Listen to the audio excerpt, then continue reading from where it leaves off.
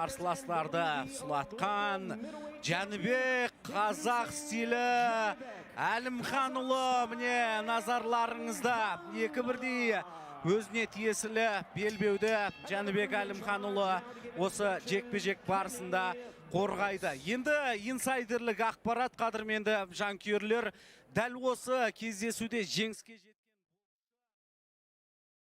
салмақтағы әлем чемпионы Деметриус Андраденің міндетті қарсыласы болады.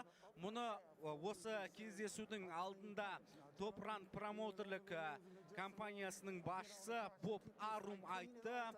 Бұл жаңалықты бізбен Жәнібек Әлімханұлының командасы бөлісті.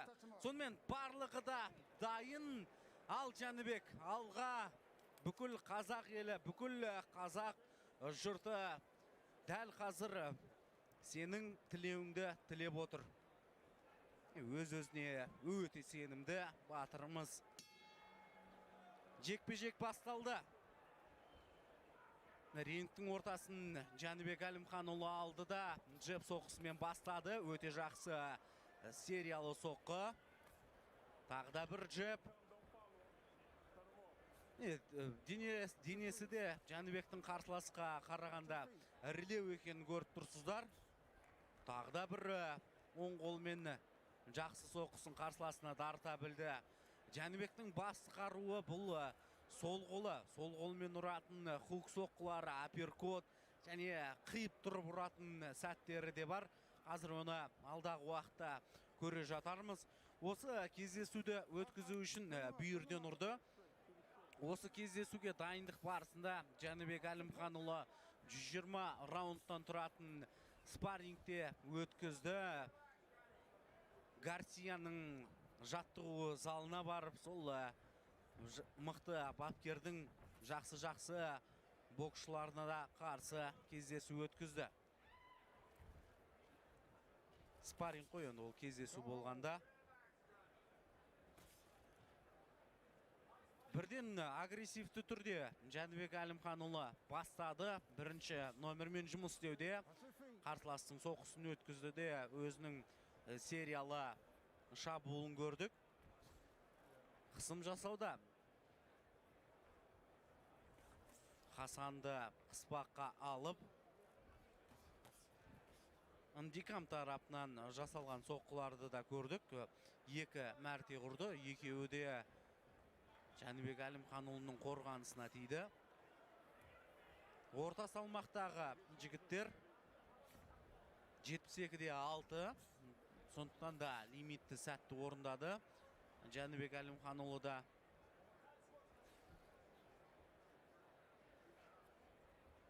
Хасанның мысын басып тастағандай. Міне жақсы артқа қарай шегініп бара жатып аперкот соққысын ұрған еді. Жәнібек Әлімханұлы тағы да сериялы соққыларды көрдік. Бастама жаман емес. Әзірше бұл 10 раундқа жоспарланған жекпе-жек. Сондықтан да жоспарды, геймпланды Вадим Магиртпен отырып, Жәнібек Әлімханұлы әдемілеп құрып алды деген сенімдеміз. Жақсы, міне сол қолмен хук ұрғаны. Қарсыласына дәл дарыды. Джеб те жаман емес.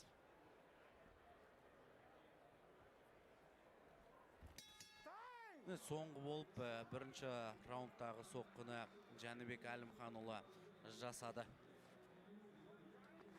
Отлично стартовал первый раунд для Жәнібек Әлімханұлы. Обратите внимание, насколько агрессивно прессингует своего оппонента Жәнібек. Сейчас давайте послушаем наставление от тренера Бади Магирта.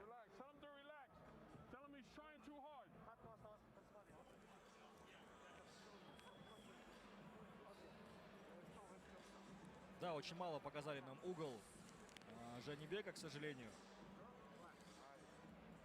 Не услышали полных установок.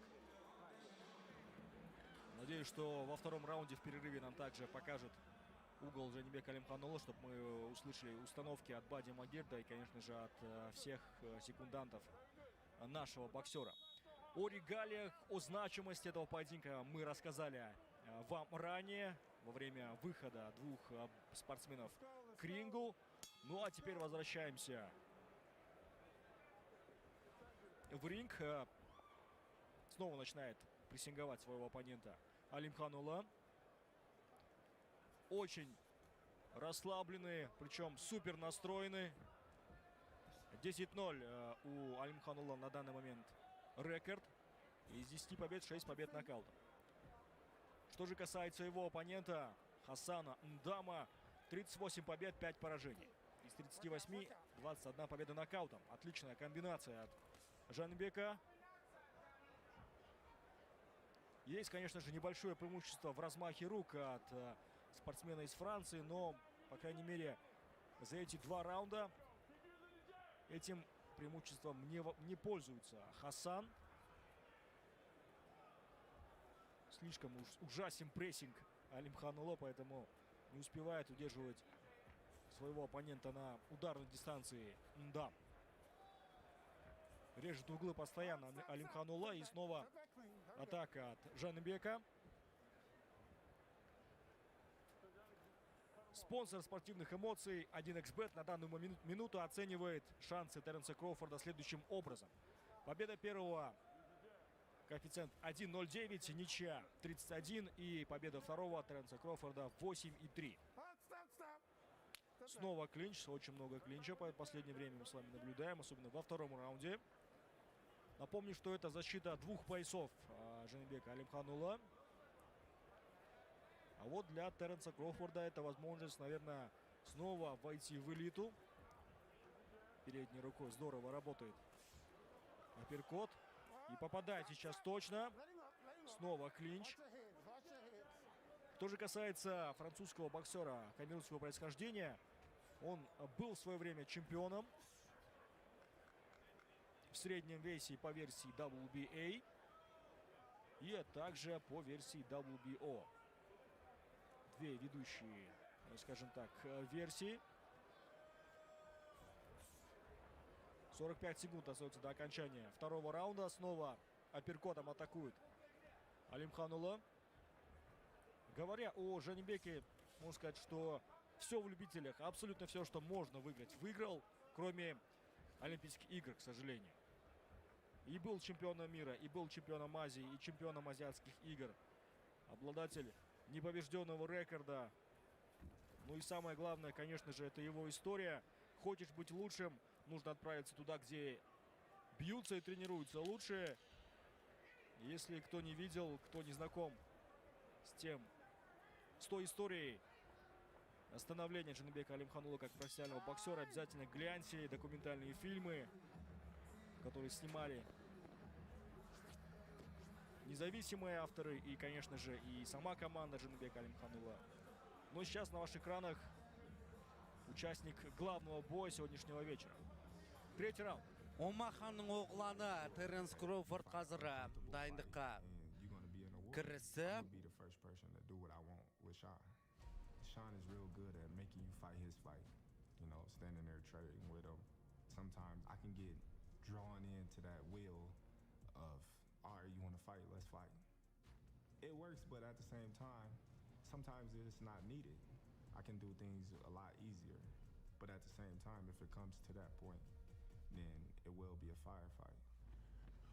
If you hit me with a great shot and I could take it, you in for a long night. Because now the fight starts.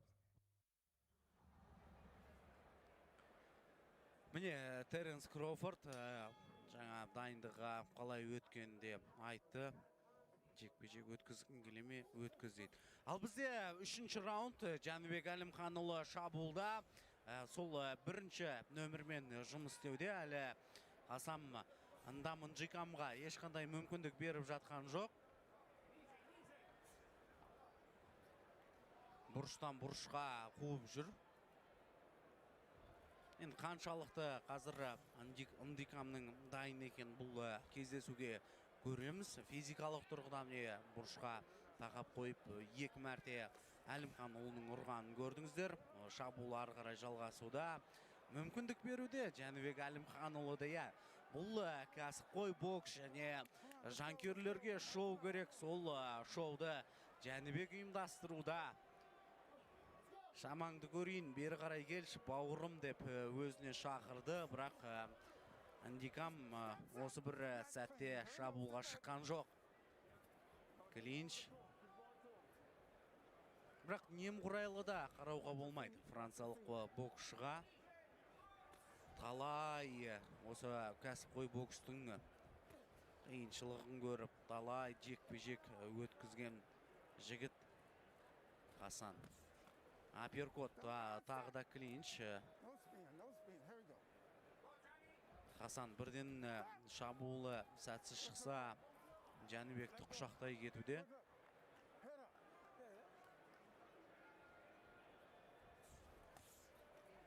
Жанға қарай жақсы өтіп кетті де. Енді көрдіңіздер ғой, әзірше еркін көсілуде Жәнібек Әлімханұлы. Мүмкіндік беруде шынымен. Әйтпесе жаңағы бір сәтте ары қарай шабуылды жалғастыра беруге болатын еді. Өз-өзіне деген бұл қазақ стилінің сенімділігі ғой. Соншалықты.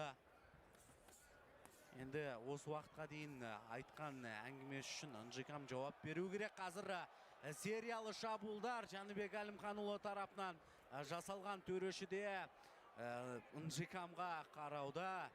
Көп соққы өткізген жоқ па, есеңгіреп қалмады ма деп.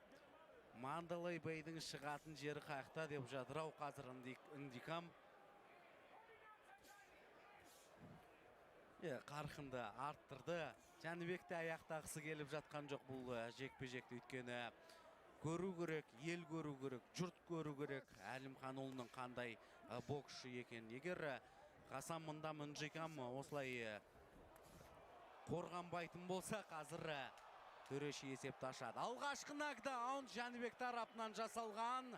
3-ші раундтың соңы. Бұл жерде есін жиі білу кереді.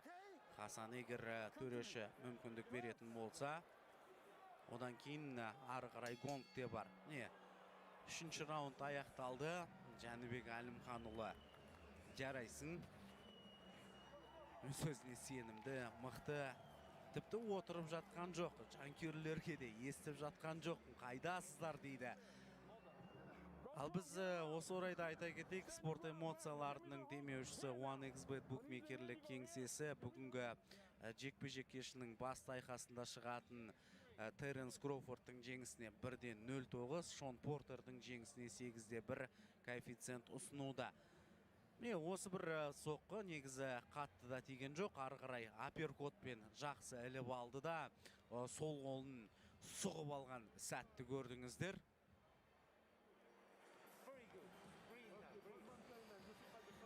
Хасан өзі қалай құлап қалғанын түсінбей қалды.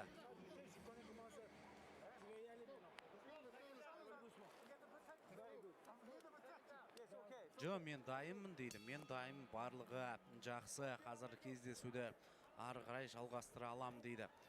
Жалғастыруда Хасанында Ынжикам 4-ші раунд. Сол Жәнібектің бақылауымен, Жәнібектің басымлығымен өтуде. Бүйірден 2 мәрте түйреп алды. Қазір Әлімханұлы тағда бір аперкот.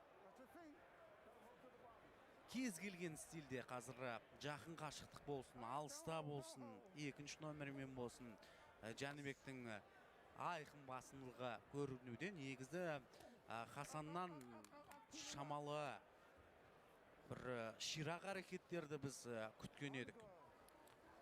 Біраз тойтарыс беретін шығар, біраз қарсылық білдіретін шығар деп.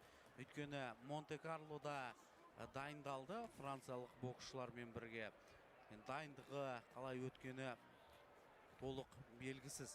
Хасан да жақындай түсті. 4-ші раундта есесінің кетіп жатқанын бұл жігітте жақсы біліп тұр. Сондықтан да айырманы қысқартайын, өз өнерімді көрсетіп қалайын дегендей жақындап жұдырықтарында сілтеуде. Алайда Әлімханұлыға дарып жатқан жоқ.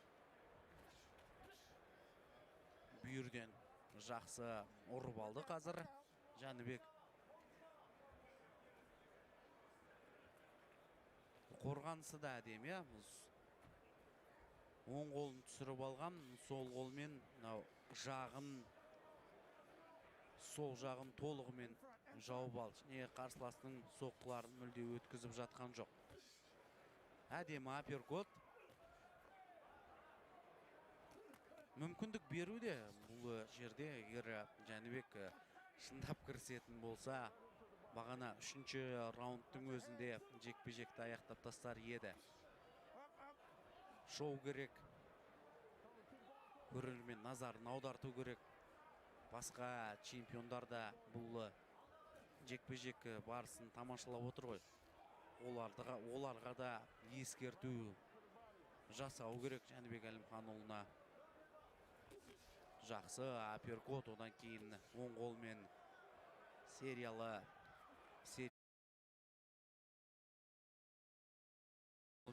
сылқ еткізіп жақсы ұрған сәтінде көрдік. Төреші франциялық боксшының жағдайын білуде. Енді бұған дейінгі 4 раундта өте көп соққы өткізді. Қазір көреміз енді қандай шешім шығаратын. Я, дайынмын дейді Хасанында. Біз 5-ші раундты тамашалаймыз.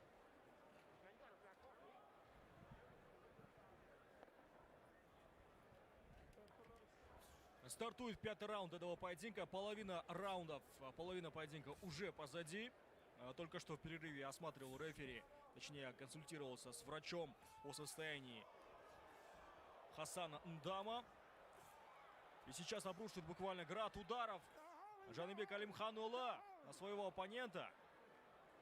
Почувствовал, скажем так, запах крови, как акула набрасывается на своего соперника Алимханұлы. Все-таки очень сильно досталось в 2 последних раундах Хасану. За счет чего этот поединок он может выиграть, уже на самом деле непонятно. Потому как и в ближней дистанции, и на дальней дистанции расстреливает своими ударами Алимханұлы своего оппонента. В центре ринга. Понимает при этом Хасан, что с бойцом в правосторонней стойке нужно закручивать все время в другую противоположную сторону. Но это не помогает сейчас. Особенно в ближней дистанции. Попадает очень точно Алимханұлы. Передней рукой, правым хуком. Снова прижимает канатом ринга своего оппонента. Точное попадание сейчас. И, по всей видимости, потрясен. Да, пытается сейчас удосрочить своего оппонента Жаныбек Алимханұлы. Минута остается до окончания 5-го раунда. Говорит, что давай, иди на меня. Да. Я, Жәнібек өзіне шақыруда қарсыласын, ал Хасанның оған ешқандай қауқары болып жатқан жоқ. 1 минут қалды 5-ші кезеңнің аяқталуына. Жәнібектің деңгейіндегі боксшы емес екен Нджикам. Еще одно точное попадание от Жаныбека. 40 секунд остается до окончания 5-го раунда. Тағы да бір апперкот соққысы Жәнібек Әлімханұлының жақсы өтті. Бұл раундтан кейін дәрігерлер Хасанында Нджикамды 6-шы раундқа шығармай қоюда әбден мүмкін, өйткені өте көп соққы өткізді 5-ші кезең барысында. Все правильно, Олжас, ты говоришь. И мне кажется, что какие-то проблемы с челюстью сейчас у Хасана, потому что в какой-то момент он перестал закрывать свой рот. И снова апперкот от Алимханұлы. Обратите внимание, возможно, перелом после пропущенных ударов. 5-ші раундта аяқталды. Жәнібек Әлімханұлының үстемдігімен өтті бұл раундта.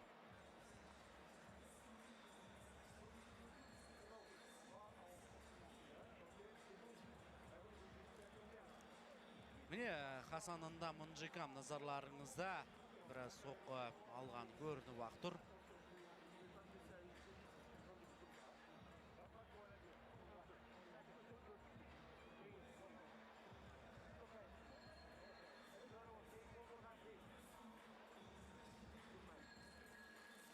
Секунданттар енді не айтқанын естуге тырысқан едік. Өкінішке қарай ести алмадық. Не апперкот. Қарсыластың соққысын әдемі өткізді да, бұл енді тайминг, қарсыласты сезу, қарсыластың соққысын өре білу деп аталады. Сөйтті де апперкот соққысын әдемі дәл тарта білді Жәнібек Әлімханұлы. 6-шы раунд. Хасан әлі де кездесуді жалғастырамын дейді.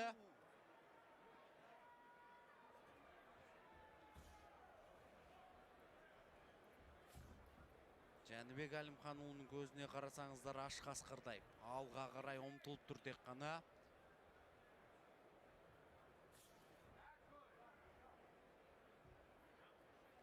Аяқта ойнай бастады дегенмен тағы да бір жақсы соққы Жәнібек тарапынан жасалған.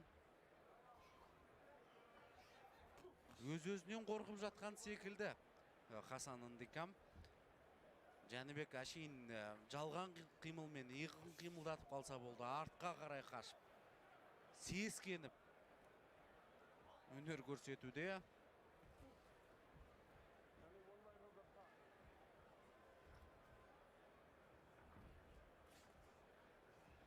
Қанша раундқа дейін созылады екен? Дұрысы, Жәнібек Әлімханұлы қарсыласқа қанша раунд мүмкіндік береді екен деген дұрысырақ шығар. Не қазір Хасан тарапынан да соққылардың жасалғанын көрдік. Ешқандай қауіпті емес Жәнібек үшін. Дегенмен ойнап жүріп от басып қалмауы да қажет. Оны қаперінде ұстауы да керек Жәнібек Әлімханұлына. Тағы да міне.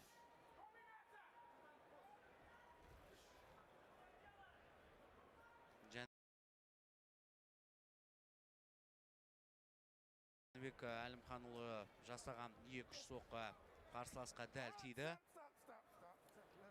Клинч.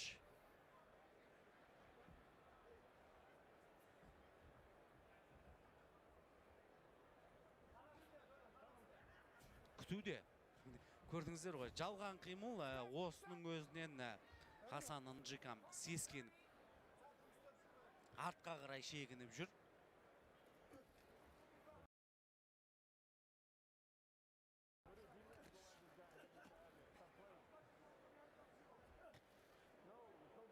Жәнібек жағынан өткізді. Апперкот екінші мәрте көруге болады. Екінші мәртеде дәл соққын жасаған еді. Қарсыластың қолғабына тиіп кетті. Не ойлағаны бар қазір Жәнібектің? Жекпе-жек бел ортасынан да асты. Ұрарындай ұрып жатыр. Тағы да бір сол қолмен жақсы соққы. Ындикамның басы қатты екен, басы мықты, соққы көтере алатын жігіт екен. Басқа боксшы болса, әлде қашан шалқасынан жатар еді бұл соққылардан кейін. Клинч 6-шы аяқталды. Катмендер Хасан Ындикамның жұмыс істейді осы бір сәтте.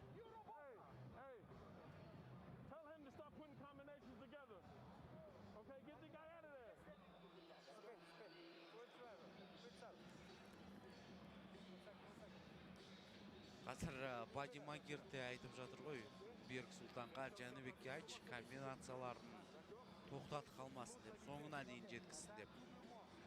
Тағы да бір сол қолмен жасаған соққысы.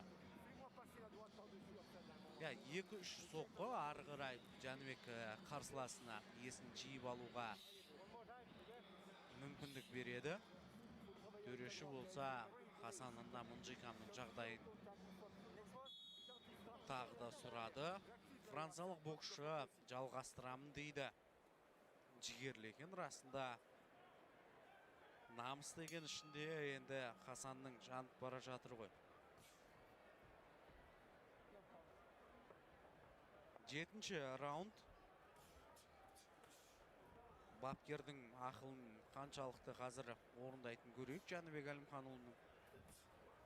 Бади Магер деген осы Калифорнияда, жалпы Америка құрама штаттарындағы ең танымал мамандардың бірі. Бағана айтып өткендей, Майк Тайсон бір кездесуіне осы жігіттің, осы маманның қол астында дайындалды. Тейп шешіліп кетті, қолғабының орап алу керек. Содан кейін кездесуді ары қарай жалғастырады. Оң қолындағы тейп шешілген. Шамасы бапкерлер дұрыс орамаған секілді. Бади Магерді енді біраз расында мықты жігіттер жаттыққан. Кезінде осы әлем боксының аңызы болған Артура Гаттиді де жекпе-жекке алып шыққанын айта кетейік. Бізде қазір кездесу ары қарай жалғасуда. Жәнібек қарсыласының соққысын өткізді де өзінің сол қолын дәл тигізе білді. Тағы да бір сондай шабуыл. 2-3 ғана соққымен тоқтап қалуда. Егер соңына дейін Жәнібек комбинациясын аяқтайтын болса, Хасанды құлатуға болады. Бағана Нжикамның осал тұсын көріп те алды Жәнібек. Тек әзірше мысықпен тышқан ойнап жатқан секілді. Қарсыласына мүмкіндік беріп.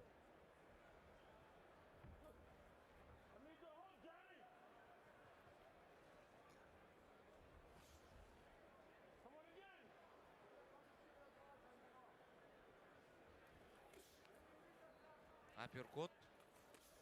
Сериал соққылар жалғастыру керек. Осындай тұста тоқтап қалмау қажет.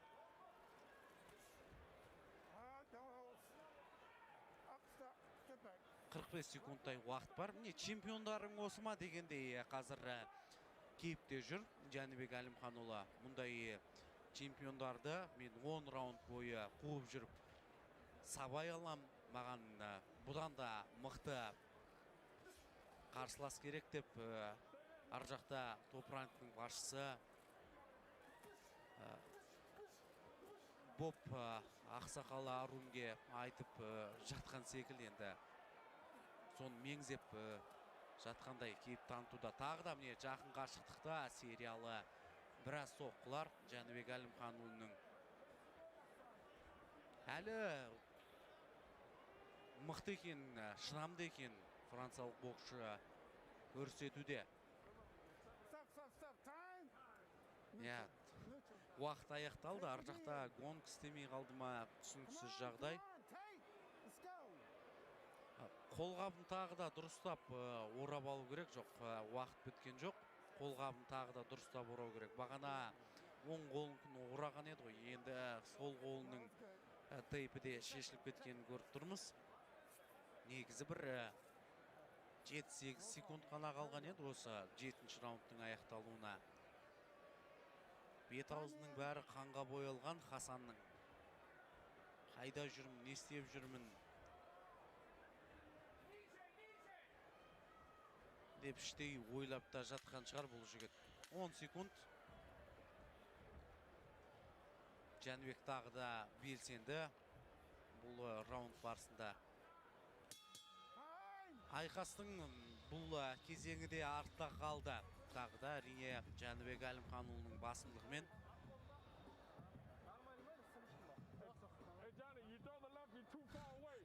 Бәрі дұрыс па дейді.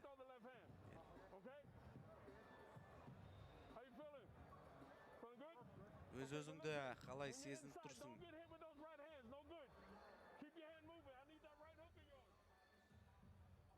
Деп жаңа Бади Магер сұрады ғой Жәнібектен. Сол кезде Әлімханұлы керемет деп қысқа қайырды.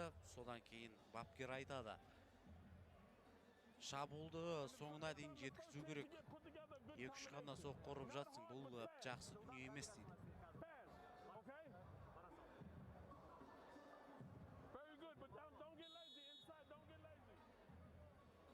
Жақын тұстан бәрі жақсы дейді Бади Магер.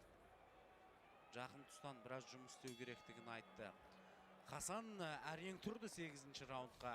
Гонгты соңына дейін күтіп. 8-ші раунд.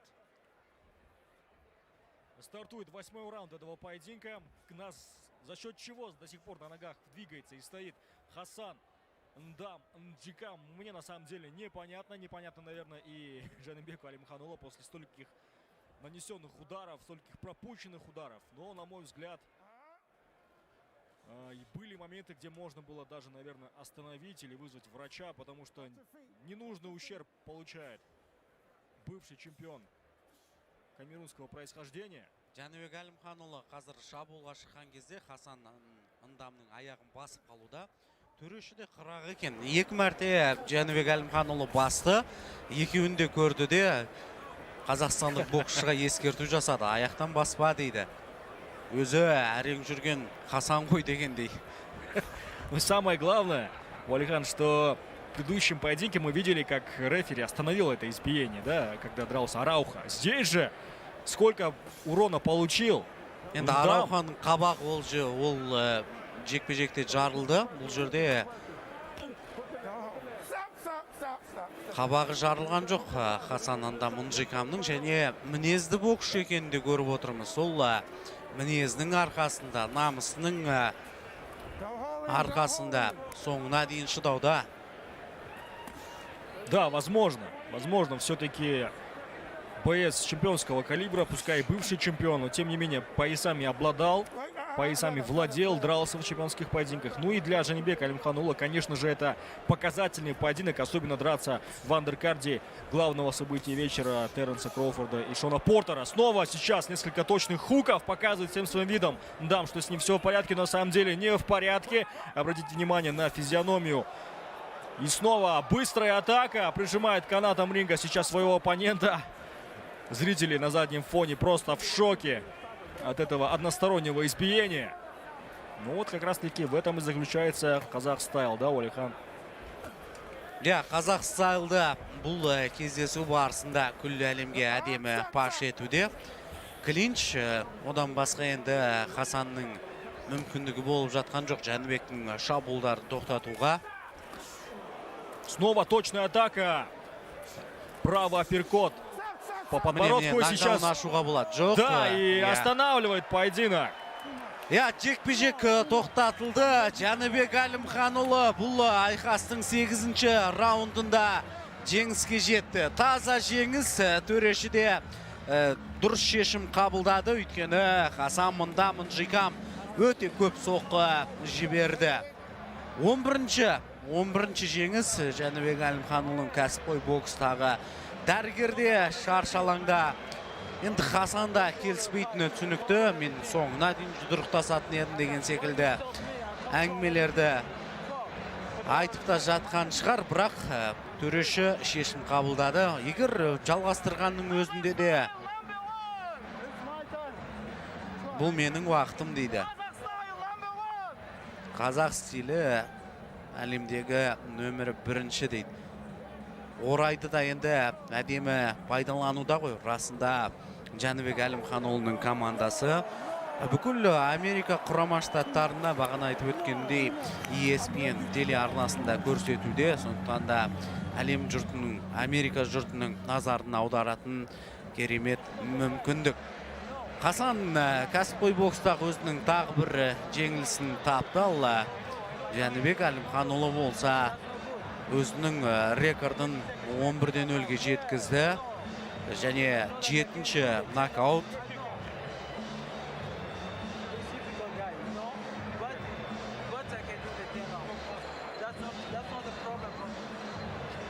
Өте жарқын жеңіс. Бағана айтып өткенімізде енді ресми ақпаратта шығатын шығар. Осы кездесуде жеңіске жеткен боксшы орта салмақтағы Деметриус Андраденің міндетті қарсыласы болуы керек. Ондай ақпаратты Боб Арум айтқан. Арум ақсақал сөзінде тұратын промоутерлердің қатарында деп сенейік. Енді келесі кездесуде Жаныбек Әлімханұлы әлем чемпионы деген атаққа да таласатын шығар деген ойымыз болып тұр. Міне Жаныбектің командасы Эгис Климас Бади Магертке алғысын айтуда. Қазақтың көк туы Берік Сұлтан да осы жерде екенін көріп тұрмыз. girlfriend. He's my partner. It's kind of a stretch.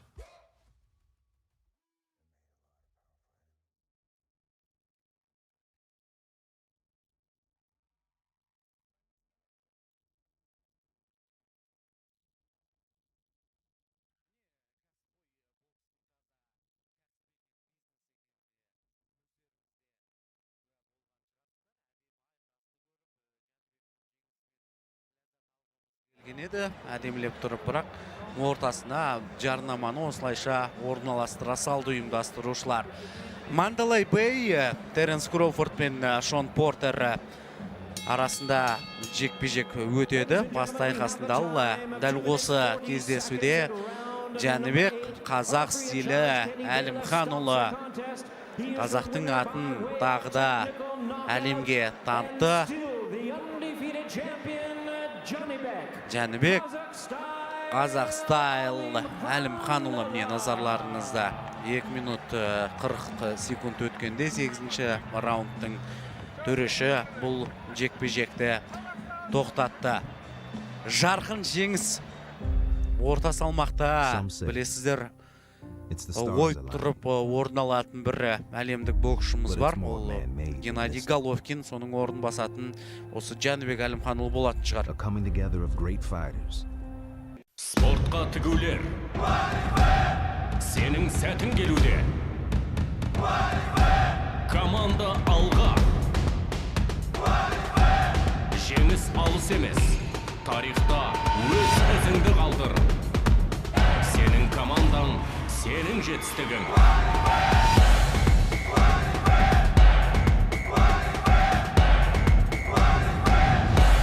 1xbet. Бұл сенің жеңісің. Возвращаемся в стены Мандалай Бэй, Лас-Вегас.